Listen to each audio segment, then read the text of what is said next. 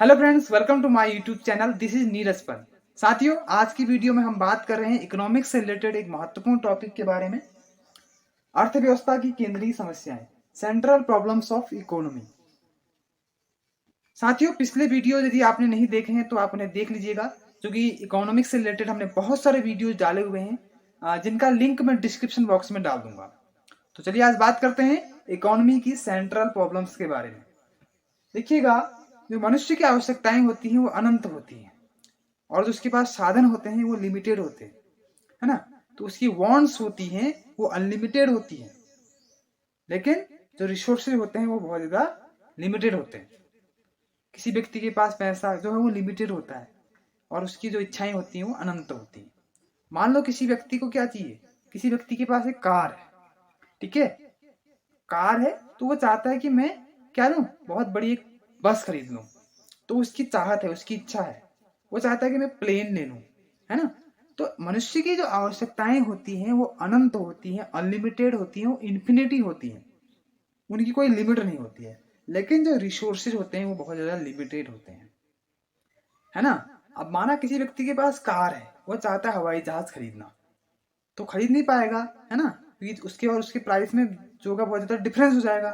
तो इसलिए वो क्या करेगा, अपनी आवश्यकता को ध्यान में रखते, अपने रिसोर्सेज को ध्यान में रखते हुए क्या करेगा, कार्य करेगा। तो वही है इकोनॉमी में भी जो सेंट्रल प्रॉब्लम्स होती है ना। तो सेंट्रल प्रॉब्लम्स जो है, हम फिर से कहना चाहूंगा कि जो मनुष्य की आवश्यकताएं होती हैं वो अनंत होती हैं, साधन सीमित होते हैं। साधनों की सीमितता और आवश्यकताओं की असीमितता के कारण जो होती है, जो समस्या उत्पन्न होती है, प्रॉब्लम उत्पन्न होती है, उसी को हम क्या कहते हैं, अर्थव्यवस्था की केंद्रीय समस्याएं कहते हैं, है ना। तो सेंट्रल प्रॉब्लम जो है वो साधनों के चयन के संबंध में, चयन के कारण जो उत्पन्न समस्या है वही चयन की समस्या या सेंट्रल प्रॉब्लम है। सबसे पहली समस्या जो इकोनॉमी में उत्पन्न होती है वह होती है कि क्या उत्पादन किया जाए, क्या उत्पादन हो या क्या उत्पादन किया जाए, ठीक है। अब देखिए, कोई फर्म है, किन्हीं वस्तुओं का उत्पादन करना चाहती है, तो उसके सामने सबसे बड़ी समस्या है कि वो किन वस्तुओं का उत्पादन करे, है ना, जिससे उसे क्या हो, अधिकतम लाभ प्राप्ति हो। मान लो कोई किसान है, किसान क्या करेगा, किसान देखेगा अपने पास जो रिसोर्सेज है, हमने वही बात कर रहे हैं, फिर से वही बात सामने आ रही है कि मनुष्य की आवश्यकताएं जो होती हैं वो अनलिमिटेड होती हैं, लेकिन रिसोर्सेज क्या होते हैं, वो बहुत लिमिटेड होते हैं। तो वो सोचेगा, कोई किसान खेती करना चाह रहा है, वो सोचेगा कि खेत में इस बार गेहूं लगाऊं या चावल लगाऊं, है ना। अपने साधनों को देखेगा और फिर अधिकतम लाभ कमाने की चेष्टा भी वो कर रहा है। तो वह क्या सोचेगा कि क्या उत्पादन हो या क्या उत्पादन किया जाए, क्या उत्पादन हो या क्या उत्पादन किया जाए, ठीक है। अब वो देखेगा कि क्या उत्पादन किया जाए। यदि गेहूं उत्पादित किया जाए तो क्या देखेगा कि मेरे पास गेहूं के लिए उपलब्ध संसाधन है या नहीं है ना। तो संसाधन क्या चाहिए, बहुत सारी चीजें चाहिए। अगर हम गेहूं का प्रोडक्शन करना चाहते हैं, भूमि, श्रम, पूंजी इत्यादि जो चीजें हैं वो चाहिए। तो सेंट्रल प्रॉब्लम ऑफ इकोनॉमी में सबसे पहली समस्या है व्हाट टू प्रोडक्शन, क्या उत्पादन होगा ताकि अधिकतम संतुष्टि मिले। दूसरी इसी के साथ जो समस्या उत्पन्न होगी वो होगी कि क्या उत्पादन किया जाए और कितनी मात्रा में किया जाए, कितनी मात्रा में,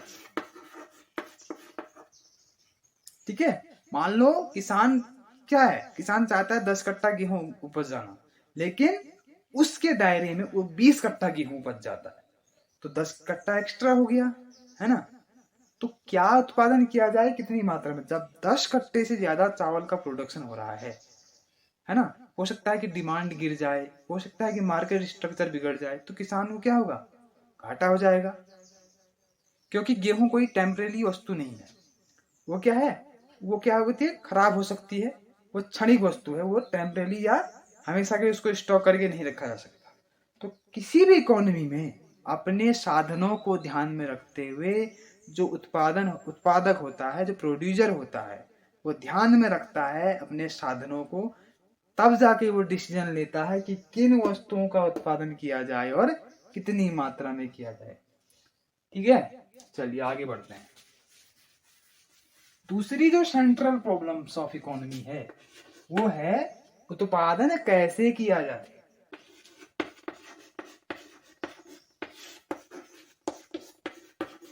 उत्पादन कैसे किया जाए।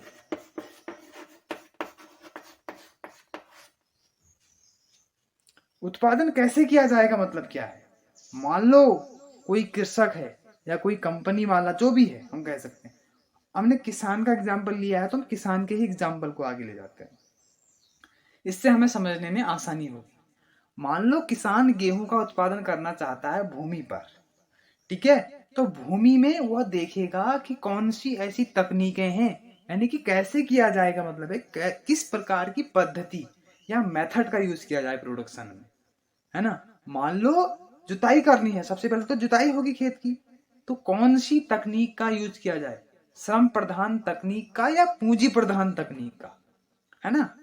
लेबर का यूज करें या हम मनी का यूज करें। मनी प्रधान या पूंजी प्रधान जो साधन है वो ट्रैक्टर हो सकता है। एक साधन हल हो गया और एक ट्रैक्टर।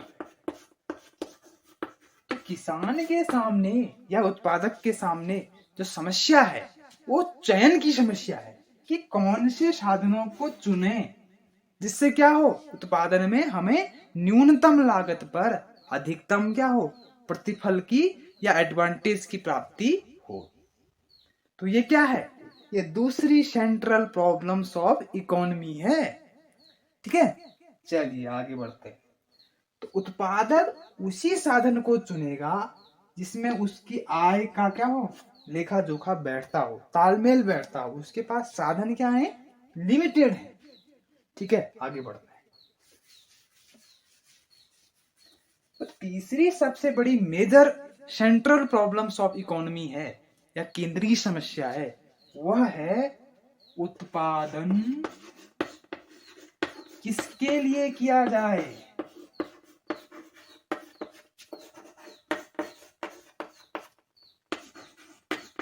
उत्पादन किसके लिए किया जाए। अर्थव्यवस्था या इकोनॉमी की जो ये तीसरी सेंट्रल प्रॉब्लम्स है ना, ये सेंट्रल प्रॉब्लम जो है वो साधनों के आवंटन से है, डिस्ट्रीब्यूशन से रिलेटेड है।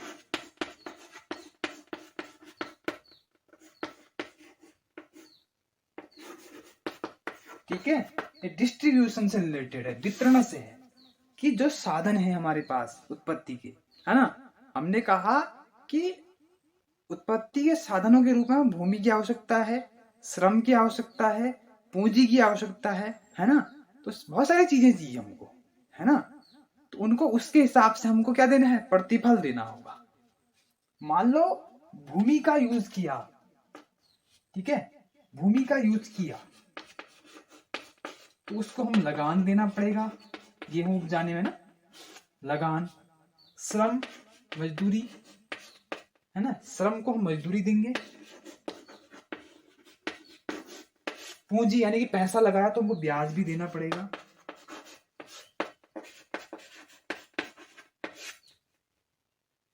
ठीक है, तो बेसिकली गेहूं के उत्पादन में 3 रिसोर्सेज का यूज होगा, लेकिन वैसे बहुत सारे रिसोर्सेज होते हैं, 5-6 रिसोर्सेज होते हैं उत्पत्ति के, है ना। भूमि, श्रम, पूंजी, उद्यम, साहस और संगठन। आप वैसे अपनी इंफॉर्मेशन के लिए लिख लीजिएगा कि उत्पादन के जो साधन होते हैं वो कौन कौन से होते हैं। उद्यम या साहस को हम एक मान सकते हैं, इसको हम लाभ देंगे, उद्यम साहस, है ना। मान लो उद्यम साहस का मतलब क्या है, मान लो किसान जो है कोई वस्तु खरीदना चाह रहा है, घोड़ा खरीदना चाह रहा है कोई किसान, तो वो सोचेगा, बहुत सारी उसके अंदर थिंकिंग आएगी, है ना। तो घोड़ा मान लो 50,000 रुपये का आता है ना, 50,000 रुपये का घोड़ा आता है, तो उसके मन में बहुत सारी ऐसी थिंकिंग आएगी कि मैं घोड़ा खरीदूं या न खरीदूं, क्योंकि उसके पास साधन सीमित मात्रा में उपलब्ध है, और वो सोचने लगेगा कि घोड़ा खरीद के मुझे बेनिफिट होगा या नहीं होगा, है ना। तो ये क्या है, उसका साहस है ना। अगर उसने साहस कर लिया, उसने इन्वेस्ट कर लिया, उसने घोड़ा खरीद लिया, तो यकीन मानिएगा उसको लाभ होगा। ठीक है ना, साहस व्यक्ति के अंदर ही क्रिएट होता है, या उत्पादक के अंदर ही क्रिएट होता है, या जो उत्पादन में जो संगठन के लोग हैं उनके अंदर ही क्या होगा, कोई चाहे फैमिली भी हो सकती है ना, एक परिवार भी जो है वस्तुओं का उत्पादन कर सकता है। तो वही क्या होता है, एक साहस का रूप धारण करता है।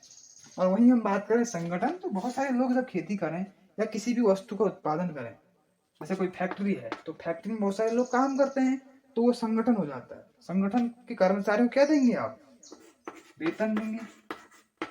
तो ये पारिश्रमिक है, उत्पादन के जो साधन होते हैं उनको क्या दिया जाता है, उनके कार्य के एवज में। तो हमने बात किया किसके लिए किया जाए, तो यानी कि अर्थव्यवस्था में जो भी वस्तुएं उत्पादित होती है, आप एक किसान के संबंध में ही मत लेना इसको आप पूरे वे में देखना, ठीक है ना। यह सिस्टम जो है पूरे कंट्री के अंदर लागू होता है। अर्थव्यवस्था की जो केंद्रीय समस्याएं हैं, सेंट्रल प्रॉब्लम्स ऑफ इकोनॉमी है, वो पूरी अर्थव्यवस्था के संबंध में लागू होता है ना। तो फिर जो तीसरी जो हमने कहा कि कंडीशन होगी या सेंट्रल प्रॉब्लम्स ऑफ इकोनॉमी होगी, वो क्या होगी, डिस्ट्रीब्यूशन से रिलेटेड होगी। यानी कि जो ये रिसोर्सेज हैं, इन रिसोर्सेज में किसको कितना पारिश्रमिक या बेनिफिट मिलेगा उनके योगदान के अनुसार, ठीक है। उत्पादन में हमने किसान का एग्जाम्पल लिया था, तो किसान ने गेहूं उपजाया तो इन सारी चीजों का उसने यूज किया होगा, इन सारे साधनों को लगाया होगा। तो किसान गेहूं अपने लाभ के लिए ही नहीं उपजाएगा, अपने लाभ के लिए तो उपजाएगा ही उपजाएगा, लेकिन इनको भी कुछ न कुछ हिस्सा देना पड़ेगा, नहीं तो ये फ्री का काम करने वाले नहीं है, ठीक है। तो ये है हमारी क्या है, अर्थव्यवस्था की केंद्रीय समस्या है, the central problems of economy, है ना। एक बात फिर से क्लियर करते हैं कि मनुष्य की आवश्यकताएं क्या होती हैं, अनलिमिटेड होती हैं, और साधन या रिसोर्सेज जो होते हैं वो सीमित होते हैं। और एक आवश्यकता के पूरा होने पर दूसरी आवश्यकता क्या होती है, जन्म लेना स्टार्ट कर लेती है। तो इन समस्याओं के कारण जो समस्या उत्पन्न होती है, चुनाव की समस्या उत्पन्न होती है, उसको ही हम क्या कहते हैं, सेंट्रल प्रॉब्लम्स ऑफ इकोनॉमी कहते हैं, जो उत्पादन के लिए क्या करती है, अपना एक बेहतरीन वे प्रदान करती है एक अर्थशास्त्री को बेहतर वे में एक्सप्लेन करने के लिए। आई होप आप लोग इस टॉपिक को समझ गए होंगे। मिलते हैं नेक्स्ट वीडियो में किसी नए टॉपिक के साथ। Bye bye.